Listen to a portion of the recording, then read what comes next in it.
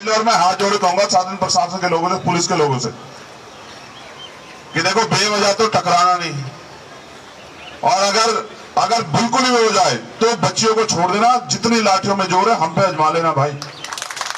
हमारी बहन जो कमेटी बनाई थी कि वो हमारे पिता चुन रहे हैं ब्रजभूषण सिंह, जो अपने पिता को कौन सजा दिला देगा भाई? वो कमेटी सब फ्रॉड है। ये हमारा बेवकूफ बना रहे हैं, हमें लार लगा कर रखना चाहते हैं। इनको लग रहा है कि ये चले जाएंगे उठ के। अगर इस आंदोलन को मैं लीड कर रहा होता ना प्रोटेस्ट के तौर पे, ये आंदोलन पहलवानों का नहीं होता, तब बताता मैं सरकार को कि किस तरह रोका जाता है। क्योंकि ये उनका आंदोलन नेशनल कॉल देके रामलीला मैदान में आना चाहिए। हमें लाखों की संख्या में दिल्ली आना चाहिए। सरकार को पता लगना चाहिए कि आंदोलन कहां तक चला गया है। तो आंदोलन पे आंच ना आए। मेरी ये जिम्मेदारी थी कि मैं उसको संभालूं, वरना जोर अजमाइश तो कल ही कर लेते। हम भी तो अखाड़े वाले हैं ना, हम अखाड़े वाले कल ही हम जोर अजमाइश कर लेते, लेकिन जोर अजमाइश करनी नहीं है ना। हमें इस आंदोलन को मजबूत करना, ये हमारी जिम्मेदारी। इसलिए मैंने बजरंग से कहा कि कोई बात नहीं, उनकी बात मान लो। अगर वो देखो मैं यहाँ हूँ, यहाँ से 200 मीटर दूर हूँ, 400 मीटर दूर, तो भी तो यही, दिल तो यही है ना। जिसकी बहनें यहाँ खुले आसमान के नीचे सो रही हैं, उसका दिल कहाँ हो सकता है आप बताओ? तो मेरा दिल यही है, शरीर ही तो वहां है, ध्यान तो यही है ना कि यहाँ क्या हो रहा है। मैं इसलिए रात में यहाँ रुकने का मेरा ज्यादा वो था कि 2-3 बार की घटना पता लगी। अजय भाई ने बताया, सतपाल भाई ने, पुष्पेंद्र भाई ने, कि भाई कुछ लोग आकर रात में परेशानी कर रहे हैं। तो पहले तो यही बहुत है देखने के लिए। फिर मैंने कहा अगर ऐसी नौबत आएगी तो हम ही लोग रह जाएंगे। हम तो सिपाही हैं, हमें पता है किसका इलाज कैसे होना है, कौन कौन सी दवा से मानेगा, घास कौन सी दवा से दूर होगा और जख्म कौन सी दवा से ठीक होगा, हमें तो पता है। हम तो किसानों के बच्चे हैं ना, हम सब कुछ जानते हैं। पानी कितना देना है, कब पानी रोक लेना है, खाद कितना देना है, तो हमें जानकारी। तो इसलिए मैं कल पीछे थोड़ा सा हट गया कि भाई नहीं, 2 कदम पीछे हट के मैं आंदोलन को मजबूत करना। मैं एक और जिम्मेदारी के तौर पर कह रहा हूं, अब हमें इस आंदोलन को ना और थोड़ा सा ताकतवर करना चाहिए। उसके लिए हमें ना अब 21 की कॉल हमारे पंचायत के लोगों ने दे रखी है, मैं उनका सम्मान करता हूं। लेकिन उसके बाद एक जंतर मंतर में भी हमें नेशनल कॉल देके रामलीला मैदान में आना चाहिए। हमें लाखों की संख्या में दिल्ली आना चाहिए। सरकार को पता लगना चाहिए कि आंदोलन कहां तक चला गया है। चाहे हम जंतर मंतर आ जाए, चाहे हम रामलीला मैदान आए, ये तो अधिकार है ना हमारा। अगर हम सरकार की किसी बात से सहमत नहीं है, अगर हमारे ऊपर अन्याय हो रहा है, तो हमें अपनी बात को कहने का अधिकार है। और क्योंकि हम इस देश के रहने वाले, अपने भारत से प्यार करते हैं, तो हम अपने भारत के खिलाफ भी नहीं हो सकते हैं। हम पे कोई आरोप भी नहीं लगाया जा सकता किसी तरह का। तो एक कॉल मैं अभी, क्योंकि 21 को आपको डिसीजन, आपसे ये रिक्वेस्ट कर रहा हूं। मेरे याद है किसान आंदोलन 12-13 महीने लगे। जो काम हम 12-13 महीने, 6 महीने बाद किए, ये सरकार को आप इसके देखो, कहता है इतिहास आदमी की जानकारी देता है। आप इनका इतिहास देखो, ये ऐसे नहीं मानते। को मनाने के लिए वही रास्ता इख्तियार करना पड़ता है, तभी मानते हैं लोग। चाहे हम 6 महीने, मुझे ऐसा लगता है यहाँ बैठे, इनको असर नहीं पड़ेगा। इनको असर उसी तरह पड़ेगा जिस तरह किसान आंदोलन में पड़ा था।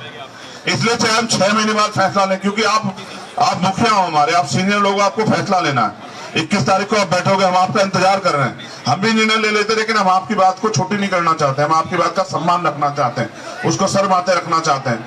इसलिए मैंने सतपाल भाई से कहा था कि उन्हीं की बात के साथ चलेंगे। अगर इस आंदोलन को मैं लीड कर रहा होता ना प्रोटेस्ट के तौर पे, यह आंदोलन पहलवानों का नहीं होता, तब बताता मैं सरकार को कि किस तरह रोका जाता है। क्योंकि ये उनका आंदोलन है, उनको लीड करना है, उनको सारी चीजों का पता है। इसलिए हम लोग पीछे खड़े, क्योंकि हम उनके साथ हैं। तो इसलिए आपको फैसला करना पड़ेगा 21 तारीख को कि आप कितने दिन अपनी बच्चों को यहाँ इसमें जो है ना खुले टेंट में रखना चाहते हैं। फैसला आपकी जिम्मेदारी है, और फैसला ठोक के करना। आपकी एक बात पे मैंने फिर अभी बलारा जी कह गए, अशोक भाई, कि एक बार पैदा होता है आदमी, एक बार मरता है, लेकिन इतिहास उसको ना उसके कर्मों से याद रखता है, नाम से याद नहीं रखता। तो अगर आप फैसला ले लोगे तो फिर हम दिखाएंगे उस फैसले पे कायम रखे, फैसले पे कायम कैसे रखा जाता है। 6 महीने बाद भी आपको फैसला लेना पड़ेगा, 21 में भी आपको फैसला लेना पड़ेगा।